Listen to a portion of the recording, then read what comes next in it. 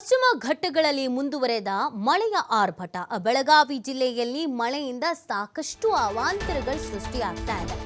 ಈವರೆಗೆ ಮಳೆಗೆ ಇಬ್ಬರು ಬಲಿಯಾಗಿದ್ದಾರೆ. 221 ಮನೆಗಳಿಗೆ ಹಾನಿಯಾಗಿದೆ. ಜಿಲ್ಲಾಡಳಿತದಿಂದ ಮಳೆ ಹಾನಿಯ ವರದಿಯನ್ನ ಸಿದ್ಧತೆ ಮಾಡಿಕೊಳ್ಳಲಾಗಿದೆ. ಮಹಾರಾಷ್ಟ್ರದ ಕೊಯ್ನಾ ಜಲಾಶಯದಿಂದ ನೀರು ಬಿಡುಗಡೆ. ಕೃಷ್ಣಾ ನದಿಗೆ 28,000 ಕ್ಯೂಸೆಕ್ ನೀರು ಬಿಡುಗಡೆ ಆಗಿದೆ. ಇತ್ತ ಬೆಳಗಾವಿ ಜಿಲ್ಲೆಯ 3 ಜಲಾಶಯಗಳು ಭಾಗಶಃ ಭರ್ತಿಯಾಗುತ್ತಿದೆ. ರಕ್ಕಸ, ಕೊಪ್ಪ, ಹಿಡಕಲ್, ನವಿಲು ತೀರ್ಥ ಜಲಾಶಯ ಭರ್ತಿಯಾಗಿದ್ದು ನದಿ ಪಾತ್ರದ ಜನರಿಗೆ ಎಚ್ಚರಿಕೆಯಿಂದ ಇರೋದಕ್ಕೆ ಜಿಲ್ಲಾಡಳಿತ ಸೂಚನೆಯನ್ನು ನೀಡಿದೆ. ವಿಪರೀತವಾಗಿ ಮಳೆ ಆಗ್ತಿರುವಂಥ ಹಿನ್ನೆಲೆಯಲ್ಲಿ ಎಲ್ಲ ರೀತಿಯಾದಂತಹ ಹಳ್ಳ ಕೊಳ್ಳಗಳು ಪ್ರತಿಯೊಂದು ಕೂಡ ಉಕ್ಕಿ ಹರಿತಾ ಇದೆ.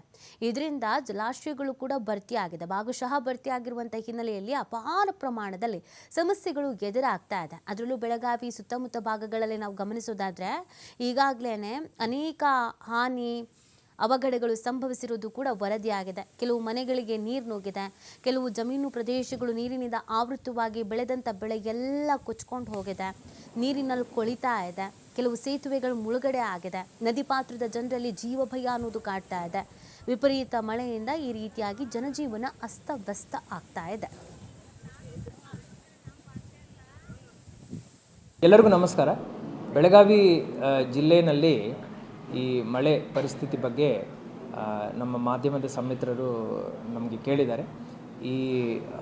ಇವತ್ತಿನ ಪರಿಸ್ಥಿತಿ ಎಲ್ಲ ನಿಯಂತ್ರಣದಲ್ಲಿದೆ. ಇಲ್ಲಿ ಮಠ ದುರದೃಷ್ಟವಶಾತ್ತು ಇಬ್ಬರು ಜನರು ಅವರ ಜೀವನವನ್ನು ಅವರು ಕಳ್ಕೊಂಡಿದ್ದಾರೆ. ಇಬ್ಬರು ತೀರ್ಕೊಂಡಿದ್ದಾರೆ.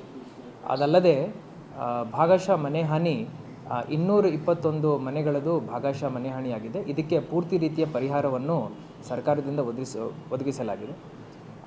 ಇದಲ್ಲದೆ ಸಂಪೂರ್ಣ ಮನೆ ಹಾನಿ ಆಗಿರೋ ಪ್ರಕರಣಗಳು 2 ಮನೆಗಳು. ಇದಕ್ಕೂ ಸರ್ಕಾರ ಮಟ್ಟದಿಂದ ಏನು ಪರಿಹಾರ ಕೊಡಬೇಕೋ ಅದನ್ನು ನೀಡಲಾಗಿದೆ.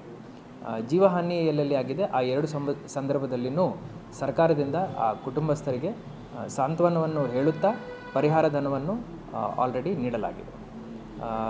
ಬೆಳೆ ಹಾನಿಗೆ ಸಂಬಂಧಪಟ್ಟಾಗಿ ಹೇಳಬೇಕಂದ್ರೆ ಇಲ್ಲಿ ಮಠ 140 ಹೆಕ್ಟೇರ್ ಕೃಷಿ ಭೂಮಿ ಈ ಒಂದು ನೆರೆ ಹಾವಳಿಗೆ ಒಳಪಟ್ಟಿದೆ. ಅದಲ್ಲದೆ ಹಾರ್ಟಿಕಲ್ಚರ್ ತೋಟಗಾರಿಕೆ ಇಲಾಖೆಗೆ ಸಂಬಂಧಪಟ್ಟಾಗಿ ಒಂದು 5.25 ಹೆಕ್ಟೇರ್ ಮಾತ್ರ ಇದರಲ್ಲಿ ಎಫೆಕ್ಟ್ ಆಗಿದೆ. ಸದ್ಯಕ್ಕೆ ಏನು ಜಾಸ್ತಿ ತೊಂದರೆ ನಮ್ಮ ಜಿಲ್ಲೆಯಲ್ಲಿ ಆಗ್ತಾ ಇಲ್ಲ. ಎಲ್ಲ ರೀತಿಯ ಸ್ಥಿತಿಗತಿಗಳನ್ನು ಜಿಲ್ಲಾಡಳಿತದಿಂದ ನಾವು ಮಾನಿಟರ್ ಮಾಡ್ತಾ ಇದ್ದೀವಿ ಹಾಗೂ ಈಗಿನ ಸಂದರ್ಭ ನಿಯಂತ್ರಣದಲ್ಲಿದೆ ಅಂತ ಹೇಳಲಿಕ್ಕೆ ಬಯಸುತ್ತೇನೆ.